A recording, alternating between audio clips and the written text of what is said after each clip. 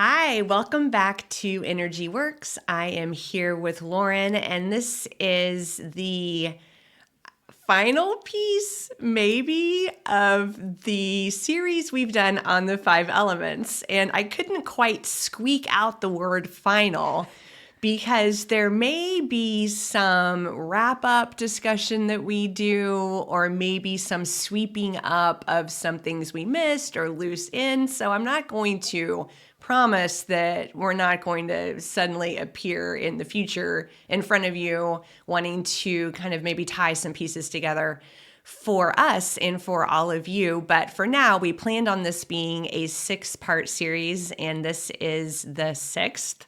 So the first one we did was an introduction, and then we talked about the element of water, and then the element of wood, and then the element of fire, and then the element of earth. And here we are at the end of this cycle, which is metal. And in Chinese medicine, the 5 elements, and let me just say something we haven't said yet. In Chinese medicine, there are Chinese medicine doctors and there are acupuncturists and other, I'll just call them clinicians in Chinese medicine who are not 5 elements. If a doctor of Chinese medicine wants to be a 5-element doctor of Chinese medicine, it's like another 4 years of school that they do. And same thing with acupuncturists. There are Japanese acupuncturists. I mean, there's a lot of different schools of acupuncture.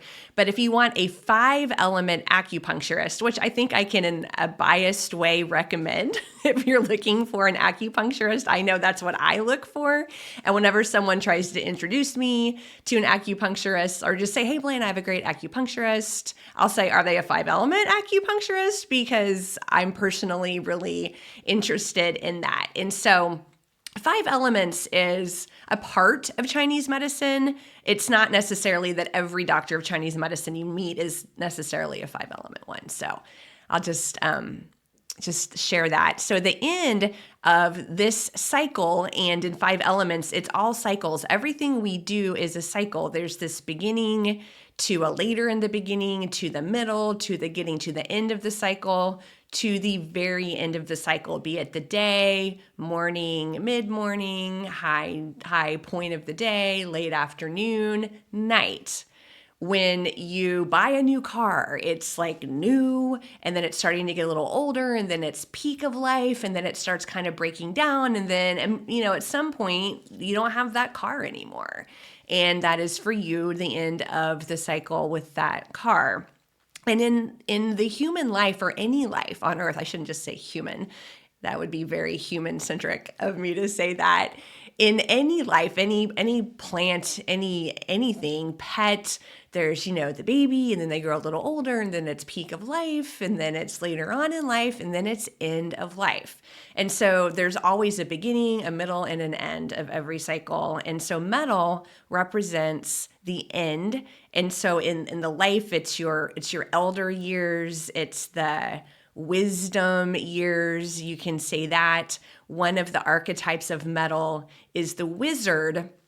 And Lauren and I were chatting off camera about this because you'll also hear wizard for fire, but I think we agreed that that kind of wizard is more like the magician kind of wizard who's transforming one thing into another right in front of you, where the metal, it's more like the Gandalf wizard. It's the or the crone is the female version. The other archetype is the alchemist.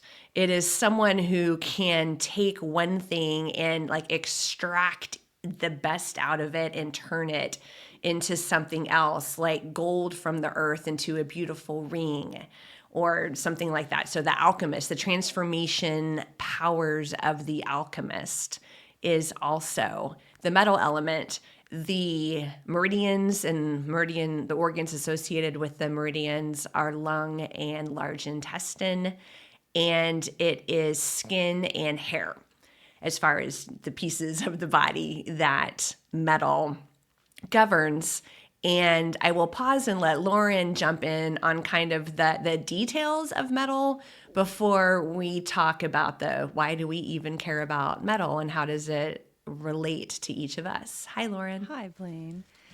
So the details of metal, I'm not sure exactly what you mean. Which, which of the? Oh, like the meridians, the skin hair, Okay. the time of life, the that sort of thing, like you'd see on a chart. Yeah, yeah, got it, got it. Well, you did just such a perfect job of that, so I'm not sure you really covered all the bases at the high level. Metal is the last spin of the wheel, but it's a wheel, so it keeps going. And so while it is an ending, it is also intimately connected to beginnings. And so the end of the wheel, metal, leads directly into water, which is the start of the wheel all over again. And that is the rebirth, or the birth or the rebirth, depending on if it's your first time around the wheel or not. And so it's just really interesting to think about, because we're talking about these each one individually, but really they're all connected. And we've been sharing in each of these what sort of goes on during that time. And in the metal time, it's the time of endings. It's the time of extracting, wisdom from the knowledge that you've gained, right? Knowledge is you've read all the books, you've taken the exams, you got the letters before or after your name. But the wisdom is that you have really, you own this material. It's the master that you go to see the things that you can't quite see yet, because somebody at that wisdom place has that much more experience and is able to come up with answers and secrets even that are not available to you yet, because you haven't gotten to that place on the wheel. And we talked a little bit when we were talking in Earth, and I shared I was caring for my aging dog. And at one point, Blaine, you had said, well, but I thought that was metal because he's at the end of his life. And so there's a few things going on here in that situation.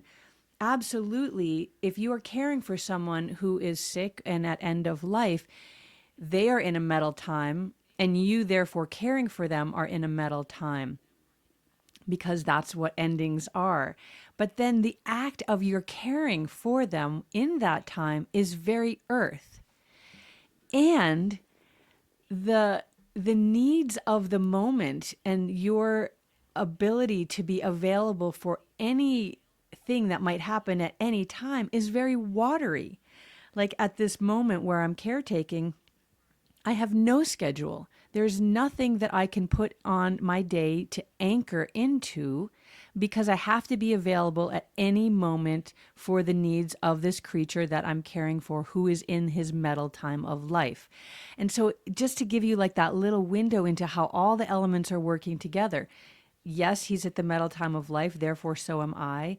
And I'm doing this earth work of nurturing in this very watery way of being available at all times and for anything that might come up. And we could also add in wood and fire, but we're not going to, because I want to really just focus in on the metal right now. But earth and water are on either side of metal. And so we really do look at things holistically, and certainly in the metal time, because it is the end, we are extracting the wisdom of the whole wheel, the wisdom of all of the information that we've gained throughout whatever cycle we're working on. And we can do a spin of the wheel on an issue that we're trying to figure out, whether it's physical or mental or spiritual. We can do this, we've talked about all the cycles of the day and the year and your life and all of that.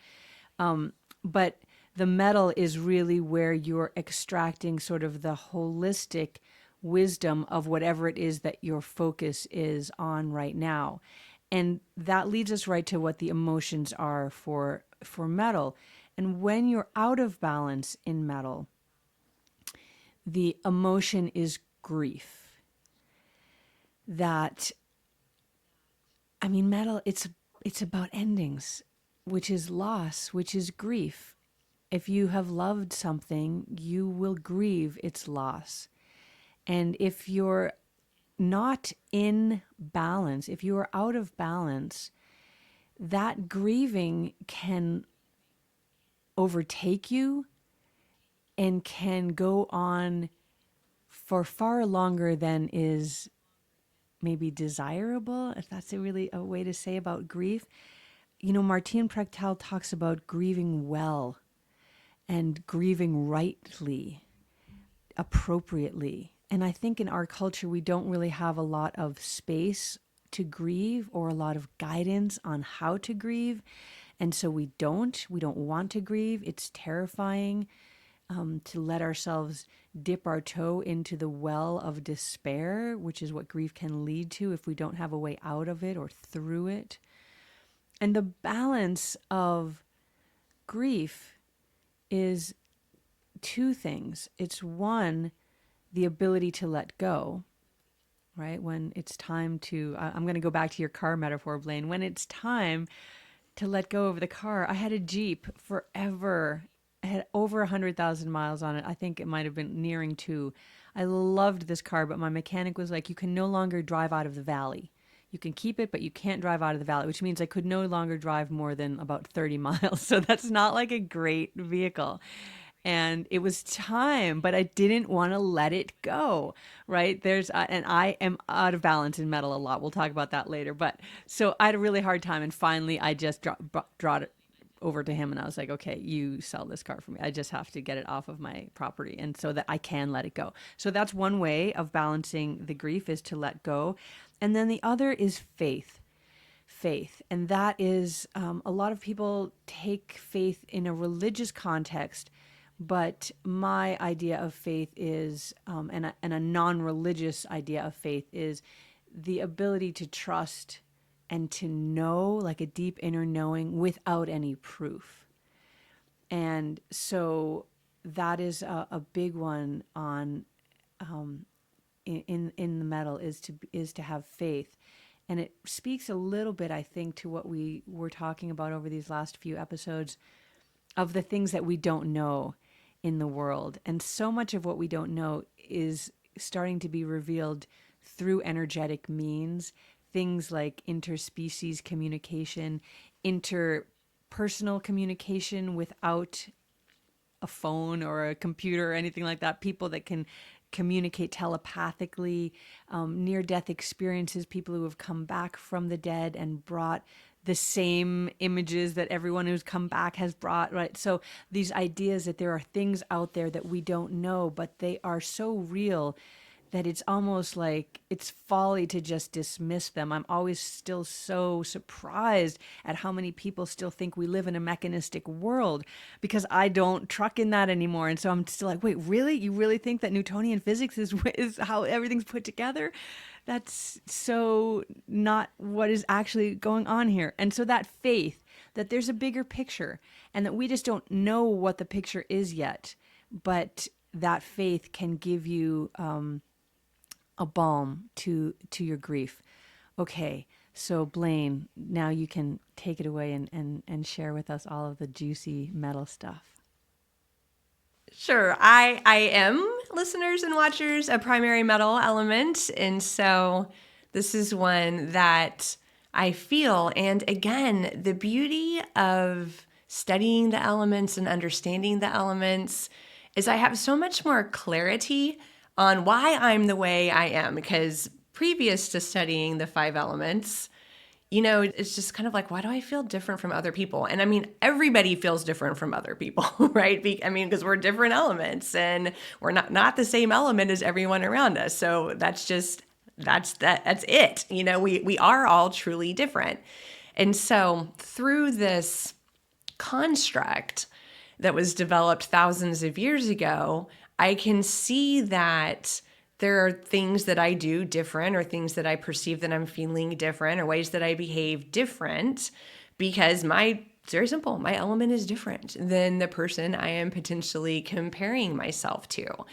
And it gives, it's like when something's been wrong with you and their doctor finally gives you a diagnosis. And, maybe it's not even that material what the diagnosis is, but just that you kind of have a container to think about what's going on in feels a little bit like relief. I feel like that with the five elements and my metal. One thing we haven't said, we've said it, it's the end of the wheel, but it's autumn. So the season is autumn.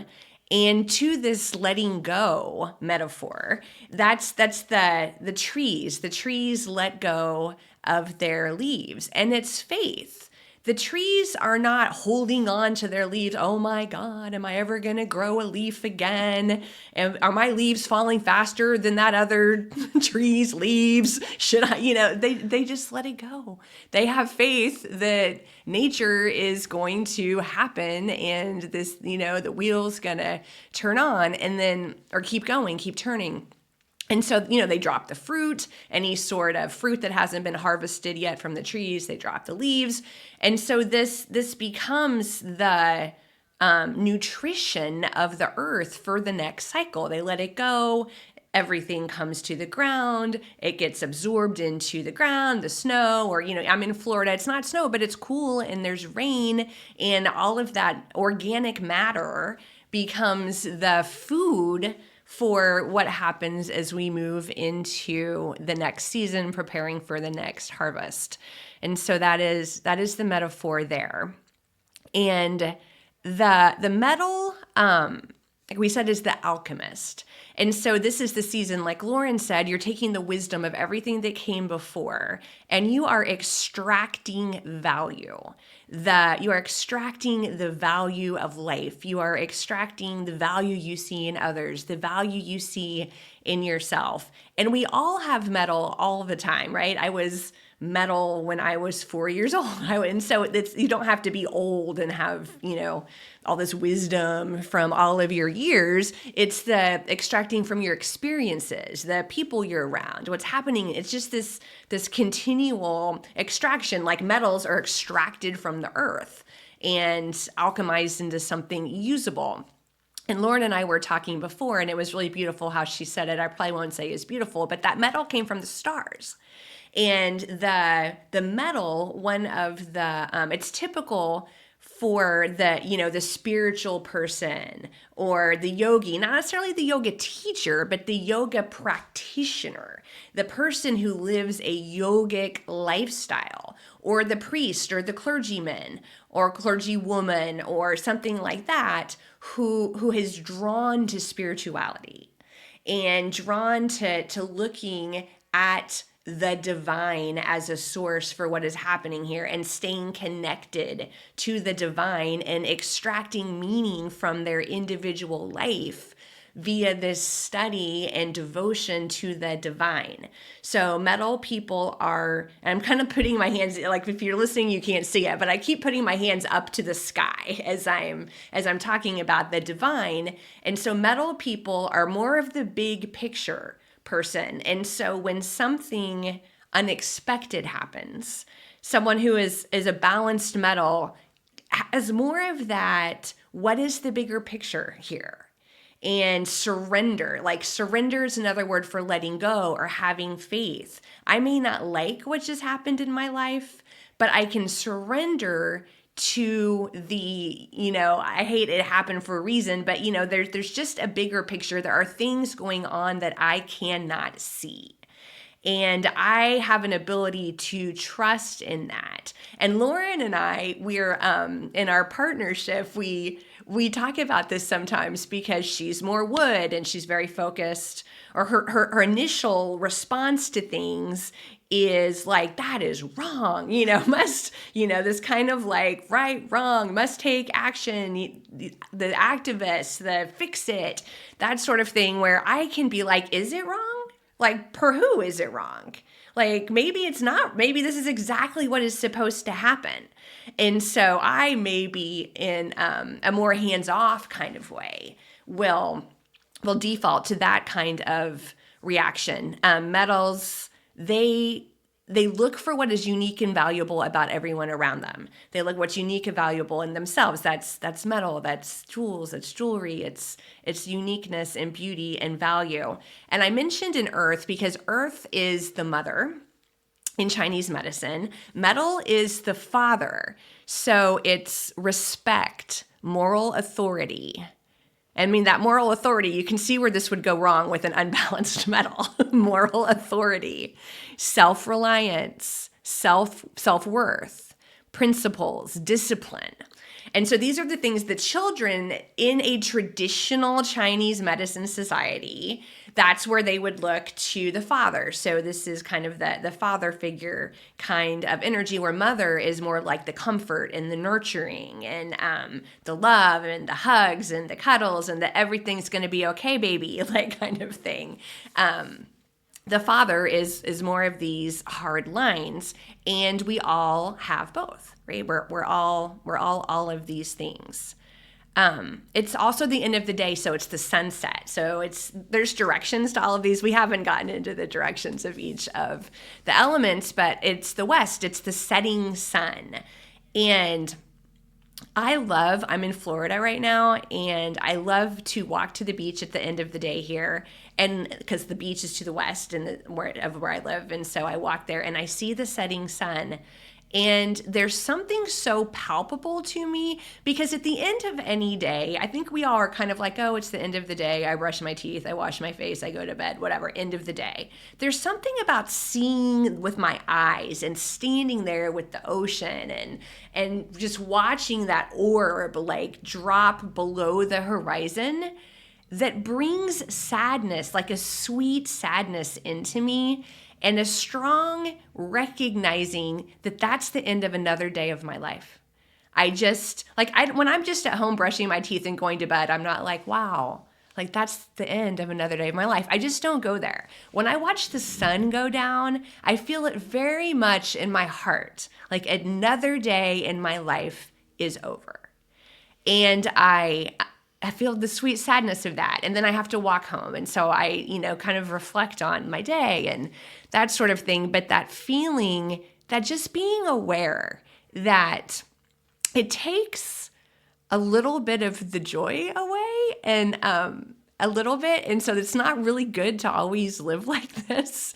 But I think in the metal, there's so many times that I'm aware, like, this moment is going to end. This experience is going to end. And so it does keep me present in like the sweetness, but you can't live in like sadness like that all the time. Like that is no way to live a happy life. But that is this kind of awareness of the like slipping away, like it's just the constant letting go, letting go, letting go, letting go. And that little bit of a sadness that comes with that, I think, is like an exquisite metal thing. And we all feel this, right? We all have some metal in us, but I think some of us who are more metal and sometimes imbalanced metal feel the emotion and the grief. I mean, this is what the grief is about in metal, feeling the palpable sad or the grief in everything kind of passing by as it does. Metals, I'm looking at my notes here. Metals have a deep connection to the meaning. We have to pause. Hold on, because you've just said Okay. so many incredible things that we have to talk about before we go on to more incredible Yes, things. go. Okay, so I'm going to go backwards in order and start with this exquisite grief that you're talking about at the end of the day, and it's so beautiful, that way to mark the end of the day. And but I think I slightly disagree with you about that piece of sadness. And I wonder if it's because, so I'm not a primary metal. As a matter of fact, metal has always been the least represented in my chart. And what I think about the ones that are least represented is that there's where potentially the majority of your life lessons are. You really have to work hard to understand. And so I've had a lot of life lessons about letting go. Yay. It's not the most fun life lessons, but there it is. But what I feel though about that thing that you're talking about, I think part of the wisdom of the metal time is that understanding that this is finite. This will end. My life will end. My lover's life will end. The loves of my life, like everything will end. And so that can be like, oh, another day I've lost. I'm one day closer to the end of my days. But the other flip of that is the absolute reverence and majesty that you can hold for each moment, because now you know This is it. This is all you're going to get. So it's like, this is no rehearsal. You're not rehearsing. You're not going to get another chance to do this day again. This is it. And you and I talked about this just recently. Again, I've got to talk about Louis because this is a very palpable experience that I'm going through in this metal time. It's like a squeezing of the heart. And next we're going to talk about the lungs, but a squeezing of the heart. Like I can feel it. It's a physical thing of the exquisite beauty of every moment, because each of these is potentially the last moment. And when I interviewed Sebastian Junger about his book, In My Time of Dying, he talks about this as a phenomenon that once you know, like that many people who've had near-death experiences, when they come back, they have this awe and reverence for life that they may not have had before, because they know, right, that all there is love. That's one of the lessons. Just spoiler alert, when you die, that's one of the lessons you get. So you could just get that lesson right now, just giving you a little extra there. But so, all there is love, and everything is so amazing. And that also can almost stop you from living. And Sebastian talks about that. He would like be in tears at a flower in the garden, or one of his daughters saying something to him. And it's like he couldn't get through a day because everything is so magnificent and so exquisite and so potentially at the end. And so there's that both and-ness. It's like the absolute reverence of the exquisiteness of life, to have that in every moment, right? That's what so many people talk about in the spiritual path, that live every moment as if it's your last. But if you're living every moment as if it's your last, you're always on this like, it's so amazing, and you kind of can't get anything done, right? So there's that little bit of balance. So I want to add another thing to that, because we've been talking about this, that reverence and that joy and that kind of high level viewing. And I love that you said, I jump in, I'm like, what needs to get fixed? And you're like, but is it even wrong? So one of the other hallmarks of the metal, and this is more of an out of balance metal, is a real detachment and a lack of any kind of emotionality. Almost like that purple washing idea of like, it's all right, everything's all good. But like everything's not all good a lot of the time. And a metal can very easily just gloss over everything and not feel the feels, because they know eventually they're going to get to the place that I'm letting go and I have faith. And so everything is okay. And I trust the cycles will continue. I will open my heart and love again, whatever it is, right? But the metals often don't go through the grief of metal. Like they don't go through the grief. They just go to the letting go. And that is also a missed opportunity. And I want to talk about the meridians, but I kind of want to stop there because I feel like you might have some juicy things to say about that. Well, I think it goes back to when we were talking about fire. And I was saying how, my friends who are fire, they have their elementary school best friends and their middle school best friends and their high school best friends, where I'm like, middle school's over. nice knowing you. And so, that is that like detachment, right? Like on to the next thing. and I am someone, and you're right about because when we think of an unbalanced metal, we think about this whole like can't let go. The person, Uncle John, who was fired from his job in 1984, and he's still so mad about it, and like, or, someone lost a loved one, and it's like, beyond the time that, grieving well, we think, should have been, and they're just like lost in what, we're overdoing it. But just as much, we can just skip it, like it's good. People die, moving on to the next thing, relationships in, jobs in, and I'm definitely guilty of that. Just kind of like skipping the grief part completely and not grieving well. and being an unbalanced way in that, because we're big picture people. Like, the world's going to keep turning. I mean, I can grieve and be fine, or I can be fine right now. And, so looking at it that way, so that is the out of balance metals are detached. So, big picture to a fault.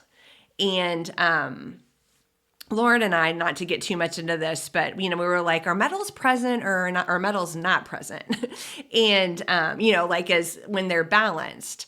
And I feel like when I'm watching the sunset go down and being in all the feels, right? Like, that's quite present. But when, some phase of my life or relationship ends and I skip on to the next thing, like, not so present. And so I think it depends on how we're doing it. And that reflective, We'll get that to the, reflective piece, like, right, and that's a big part of metal, because if you're the wisdom gatherer, like, it takes a lot to turn raw ore into any kind of usable metal, right? This is not it's not a quick process, right? It is a long journey of gaining wisdom. It's a lifetime path. This is why it's the end, right? It's not like you don't get this wisdom in the early part of your life, which is why youth is wasted on the young.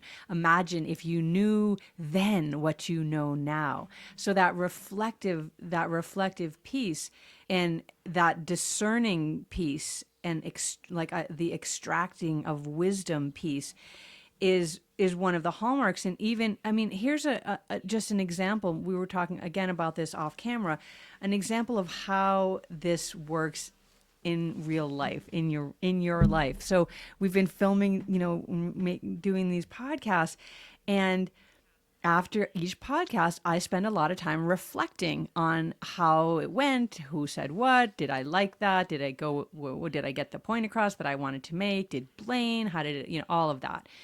And just reflecting on the Earth podcast that we did, we were both sharing some really deep, intimate things, and it was quite emotional, which Earth can be. Earth can be like, Earth and water are the two that can be the most like, just losing it emotionally, crying, just feeling all the feels is very much in earth and in water. And so we were both doing that yesterday. And it's not something that I often do, share intimate things about myself when I'm on a podcast, because when I'm on a podcast, I'm very much in the metal element. I'm listening, I am present, I am high level, and then I'm also like very picayune with the details. Wait, I heard you just say that one word. What does that mean to you? Like, so I'm seeing it all at the same time, and I'm judging as I go in my mind's eye. What are we going to go next? Where all of those things. But when we were podcasting on Earth and were sharing emotional things, I lost that metal ability to see. And then upon reflecting later, I was like, oh, Blaine was sharing some really intimate things about her life as well, losing her parents, not having had these other experiences. She was talking about this longing with her partner. And I was kind of in my own emotional place and didn't give space to her to be able to explore that because I was so in my own emotions. So I'm sharing that with you because this is an interesting way of kind of looking at how things go in your world elementally. I was very much in an emotional earth place, and my metal was low at the time. But later I went into the metal reflective, and I thought I didn't do that as skillfully as I would have liked. And that's the faith and the harvesting of that wisdom in the metal, of that reflection and that ability to really see things. And ideally, if you are balanced enough, the acknowledgement of that, of your own pros and cons and others as well, right? So you're no longer defensive. You're not like, well, I was doing my thing, so how should I have like held her too? I was like crying, That could have been a defensive response as opposed to, wow, that's what I was going through, and I missed that opportunity to go a little bit deeper with Blaine. And I know how much Blaine loves sharing her emotionality because she's a metal. So I'm going to give her that opportunity now to share a little bit more.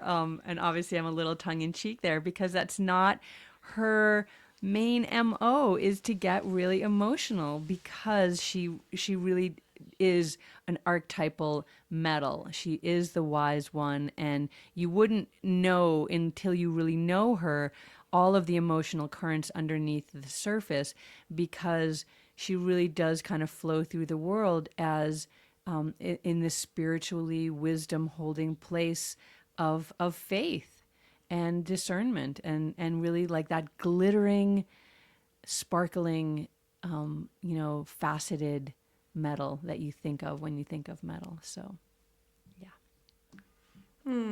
Thanks, Lauren. Well, and this is kind of back to the father archetype, right? Like when you think about the traditional family, and I know we're not all from traditional families and the world is really different, but when, in Chinese medicine, it's a metaphor, right? There's the mother, there's the grandmother, there's a strong metaphor. We haven't talked about it in this 5 elements. It's part of the 5 element cycle we're not talking about in this little series, is the grandmother part of this. And then there's the father part.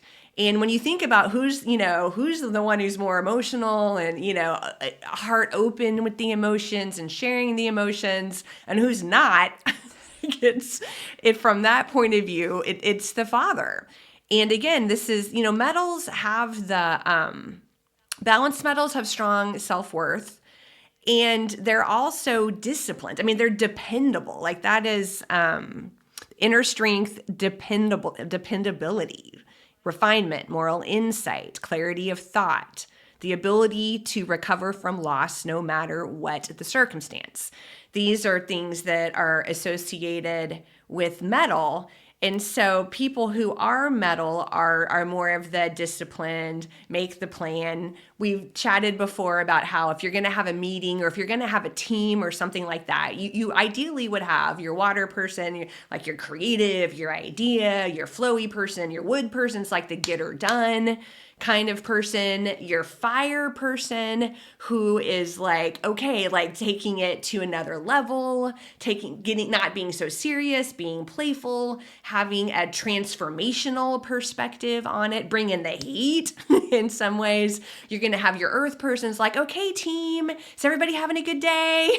Is everybody nourished? Is everybody hydrated, right? You're going to have your earth person who's taking care of everybody, and you're going to have the metal person who's like, here's our work plan, here's our due dates, this is what we have to have it done by, right? And this is kind of what the metal is known for. It's this container of being disciplined, thinking ahead, and keeping all the pieces going. And I mean, really, like the water person and the fire person and the earth person has all these important things for the health of the team. It's your metal and your wood who are gonna like really push the thing across the finish line, coordinating and using the strengths. And the metal extracting the self-worth. Who is my team? Who is strong in what? Who should take what role? Whose name am I putting by each of these to-dos based on their strengths? And really kind of having the big picture. And, then if the plan's not working, it's like, okay, wood, okay, liver, gallbladder, like, how was this architected? What are my plan Bs? Help me think this through to pull through. So the balance of everything is what makes the world work. But the metal person is, I mean, I call metal the energy medicine villain. Like, everyone or like, because if you go to an energy medicine meeting and people or whatever, they're like, oh, they're metal. Like, it's like, it like explains like, oh, they're a metal. That's why they're like that. Like, just like cut them some slack. They're a metal. And so metals don't, we're not known for being like Care Bear, huggy, snuggly type of people.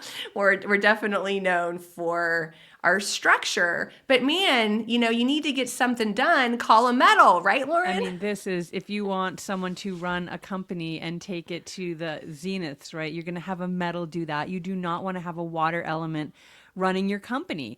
You do not want to have a water element running things. You want to have them, sharing ideas. What I loved when you went around that, the kind of the boardroom table of each of those, is the idea also that I hope listeners that you are taking in, you are all of these. So imagine the power that you have within when you are able to access the balanced nature of each of these elements. You have that deep creativity of the water. You have the get it doneness of the wood. You have the inspiration and the adding the heat to the fire of the fire. You have the nurturing, loving capacity of the earth and the structural integrity of the metal. And if you can access all of those, you are unstoppable. I mean, this is the power of you. You are unstoppable. And, metal, I do want to add one other thing about that structural integrity. If you are going into the highest skyscrapers in the world, they are made of metal. If you want to go as high as you can, you need to have that really deeply grounded structural integrity that is the metal. And I think maybe this is a good segue into the physicality of it. On a lot of ways we think of both wood and metal as that, like the spine in alignment, right? Like having that spinal integrity, just that word itself, the integrity. But so metal is lung and large intestine. So talk about extracting the wisdom. Let's start with the large intestine, right? It is the last stop from like any nutrients that haven't gotten absorbed yet. Come on, get into the body absorbed. And then what are you going to do with everything else? You are going to let it go. And so if you have any issues, and that is definitely a metal issue, constipation, it's the inability to let things go. And of course, diarrhea is the opposite of that, the inability to like keep things in enough to like extract the wisdom from them. You're just letting things go too quickly.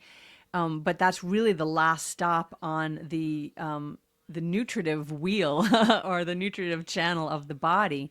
And then the lungs, extracting the oxygen and the charge from the atomic nature of the ether that you're inhaling to inspire you. The word is inspiration. That is what the in breath is called. It's called the inspiration. Inhaling, inspiring. That is what the inhaled breath is about. And of course, the lungs are nestled right around the heart. The heart is kind of resting in that beautiful cushion of the lungs, bringing in this inspiration. And that is kind of like, that's reaching to the heavens. That's the faith part of the metal element. And then the fact that it's the skin, that is your interface. The that is your physical boundary. Now we have an energetic boundary that goes beyond that, the electromagnetic field that exists around every living thing, but the physical boundary of you is your skin. And so that is your interface between you and the world, and how the health of that skin is sort of the health of your interface with the world. Are you able to utilize these metal ideas in your life? Are you able to have faith? Are you able to process things, extract the wisdom from them, and then let them go? And, the skin is the largest detoxifying organ in the body. It is all about getting rid of impurities. Again, very metal element. Let go of the things that are not pure, that do not make me stronger, and keep the things to me that are pure, that make me stronger. It's the diamond after the pressure of the earth builds enough over long periods of time to extract that exquisite gem, and that's metal. Beautiful. I love how you described that.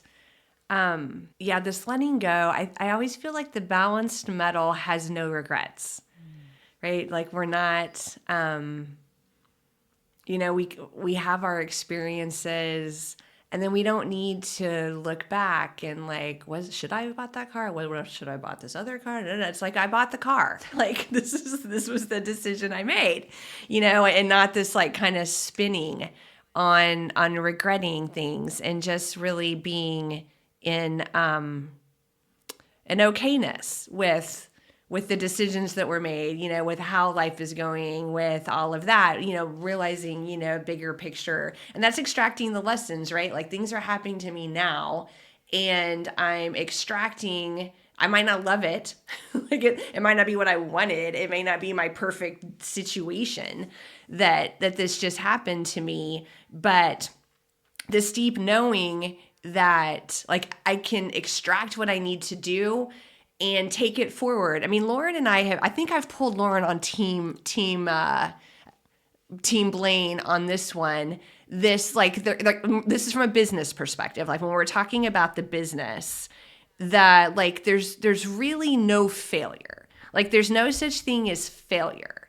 Because if we decide to launch a new product and we go through all the steps of launching it and it fails, right? And so like there's really no failure, because how much have we learned? How much have we learned about our process, our audience, what people want, what people don't want, and like how we would do a launch differently in the future based on, we're ahead than if we had never done that launch to begin with. And that's where this whole kind of like fail forward sort of thing comes from. But I think a balanced metal really can, because I truly, or there is no wasted work. That is something that I truly believe that, even if we, I don't know, I work really hard on a project and we decide not to move forward with that project. I don't feel like that was wasted work, because there is some little gem in whatever happened there that is going to show up in the future, or something I learned from the process of doing that now I don't have to learn it again, because I already learned it. Or even in the quote unquote like failed launch, all of the little, seeds that were kind of dropped in doing that will yield something. And so you can get kind of frustrated in business where you work on something and decide not to move forward, or something doesn't go the way you thought it was going to go, or maybe you think you're going to use a new technology and put everything in there, and then you reach this point like, wow, this technology is not going to work. And I'm never like, oh, I just wasted all that time. It's like, how much did I learn from the process of setting up that technology that I can take forward? And so there is always something to extract from every single experience. And so there truly isn't something wasted. That I think is kind of a metal way of being able to look at the world. What do you think, Lauren? I think I love everything that you just said. And I really, I'm hoping that the listeners are getting a piece of why five element theory is so valuable, because what Blaine has been sharing are things that I've been learning from her. And I still, like, we did this initiative, I'm going to say now it's 3 years ago, that cost us a lot of money and did nothing. It landed flat. And it was it was mostly my idea, and mostly like 98% my idea, and everyone else bought in, and we launched this thing, and it fell, and it cost us a small fortune. And I'm still like, I can't believe we did that. And Blaine is this teacher for me, saying, but we got this. I mean, she'll go very specific into because there's probably 5 things I can think off the top of my head that I'm like, I can't believe we wasted all that time, all that effort, all that energy, all that money. And she'll pull out the gems. And I'm starting to see that and learning from her. And I actually have this hashtag now that I use called Blainespiration, because I'm so inspired by the learnings that I'm gathering from her, from working with her now these years of understanding. And it's really giving me an understanding of the metal element, which, as I said before, I'm not really strong in. And so it's really helpful for me to see that modeling and then to be able to extrapolate it and bring it into my own life. And, oh, wait, she is right about that. And, all of the things that I look and admire in Blaine's life, so many of them are through her metal elementness, and that I really aspire towards myself. And so I get to see that and try it on. And then I also get to see the things that she's like, I'm too metal in this. I wish I was a little less, metal on this area or that. So then I get to see that. And we just learn from each other, not just Blaine and I, but all of us. All of us in the world, if we keep our eyes open and our ears open, we really learn from each other, and we can further our own path on the wheel, which becomes the spiral eventually, because you're not just going round and round, right? If you're doing it right, and I'm using air quotes again if you're just listening, if you're doing it right, by the time you get to metal, you've extracted a gem, if not many. And so that when you go into the next spin of the wheel, you're at a slightly higher level. You've gained some wisdom. And so you're not on a wheel, you're on a spiral. And you are gaining wisdom and growing um, and and living your dharma and extracting the gifts of this lifetime. Like, we're here to witness and to experience and to, some people say to learn lessons. I like to receive the gifts. Lesson seems like so much work. Receiving the gifts, it can also be a lot of work, but it's really beautiful. And so I just wanted to share that. And I know inspiration is more of a hallmark of the fire, but it also is such a strong hallmark of metal, of course, with the lungs, but also metal and fire speak directly to each other.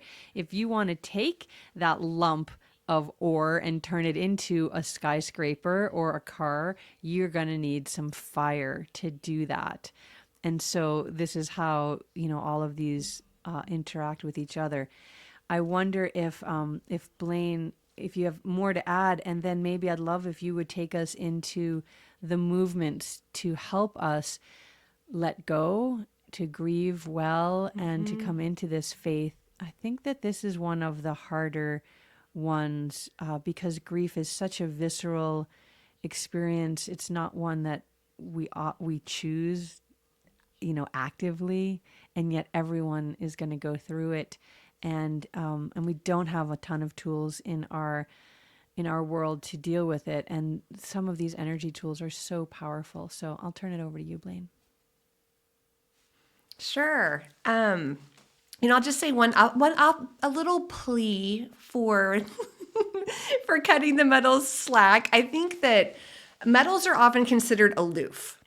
And so it's harder for metals to get close to people. We're not the most gregarious. I said many times through these podcasts, I have a lot of fire friends, and I go on this cruise with a friend of mine who is fire, and like we get on the cruise, and she's like made 20 new best friends. She has their, phone numbers, and she's texting them.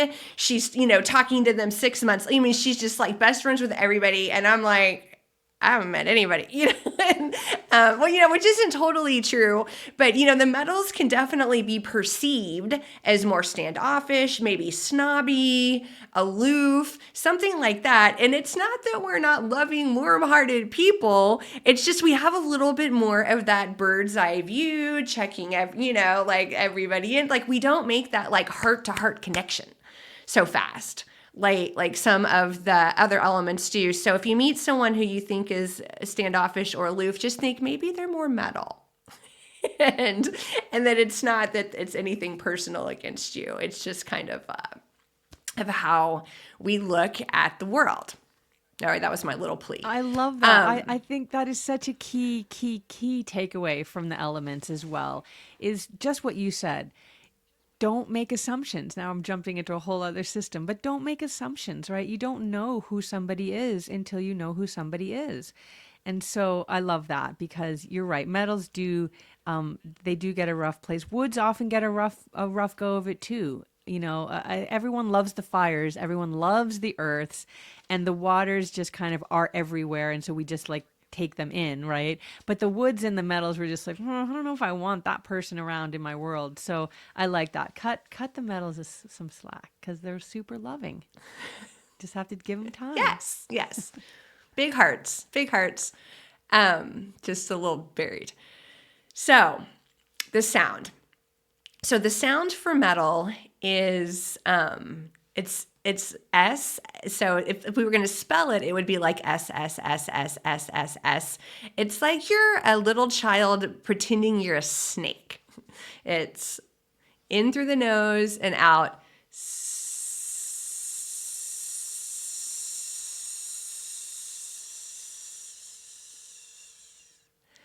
So that is the sound that you use to transform grief into letting go. And I think many metal primary people are like this. I'm not the best crier.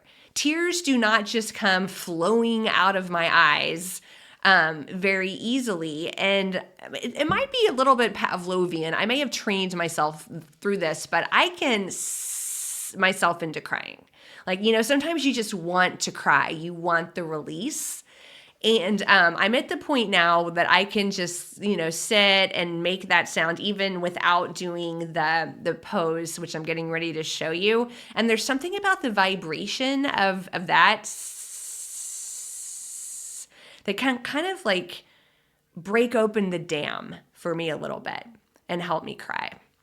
So if you're ever trying to cry and you want to and you're just kind of not getting there, I invite you to sit and make that noise a little bit. The posture. Can I add something to is, that? Sorry to keep interrupting you, Blaine, sure. but I also, the opposite of that is also true for that sound. If you can't stop crying, if you are just like heaving and you're just, you're unable to bring yourself back, you can make that sound as well, and it will help you kind of come back into calmness and come back into the core and release that. So if you're having like a grieving, and I'm a big fan of allowing yourself to just grieve as long as it's big, but at some point you're like, I can't stop this. And that is a way that you can. So that's really cool that it works both directions. Thank you. Yeah, I didn't know that either. I've never, the other side of that isn't my problem, personally. So, good. So there we go. If you want to start crying or you want to stop crying, that's a good sound. And of course, you'll have to work your way into it. It takes practice, right? It takes practice for, a sound and for your body to connect with the vibration and have the desired effect. So the hold that we do on the head for metal is we put one hand on the forehead, just like we always do. It's going to go across the forehead, and the other hand goes right to the top of the head. And now we can practice our sound with our neurovascular hold, which is inhaling through the nose and exhaling with the SSS.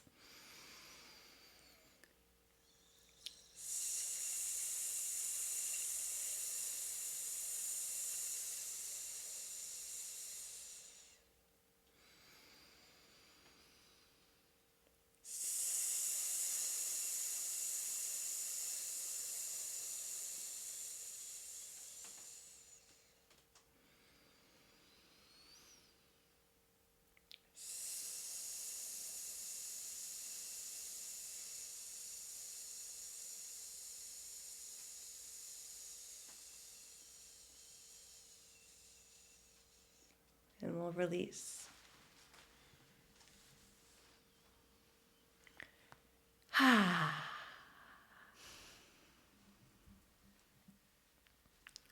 The 5 holds that we've shared, you don't really need to remember, this is one or this is wood. If you just want to put your hands on your head and make a sound, it's going to have an energetic effect on you that is what you need right then.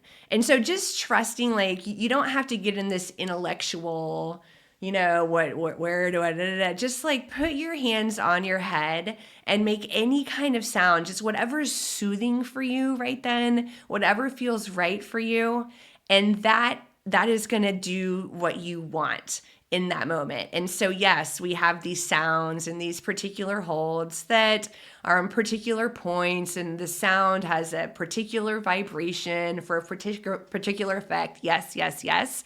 But also, you don't have to overthink it. Hands on head, make a sound, and you're gonna get where you need to go. So I just want to invite you to find your own, because your energy thumbprint is unique to you. And so trusting the wisdom of your own body and your own energy, just knowing that there's a little formula where you can put hands on head and make some kind of sound, and you will start to transmute energy into a way that will bring you into balance. Lauren, would you like to close for us? I would like to close by saying that was a perfect way you got that gift from a medal telling you to trust your own body, to trust the wisdom of your own body and your own energies to guide you to what you need to. I think that's a perfect way to end. I hope you all try some of these poses, some of these sounds, and let us know what you've thought of this series.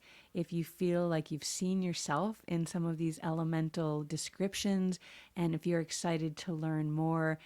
Almost everything we do in energy medicine yoga and on energy works is guided by the five elements, whether you know it extant or it's embedded in there, because it is so powerful. We love it. So we'd love to hear if you do too. And all of you wood elements have already written into us. And so we encourage all the rest of you elements to write in as well. Let us know. We love to hear from you. Thank you so much for tuning in. Thank you, Blaine. It's been really wonderful talking about the elements with you. And we'll see you all next time.